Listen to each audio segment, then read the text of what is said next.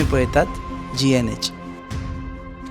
दाने दाने में आरोग्य प्राप्तिरस्तु, दाने दाने में सौभाग्य प्राप्तिरस्तु।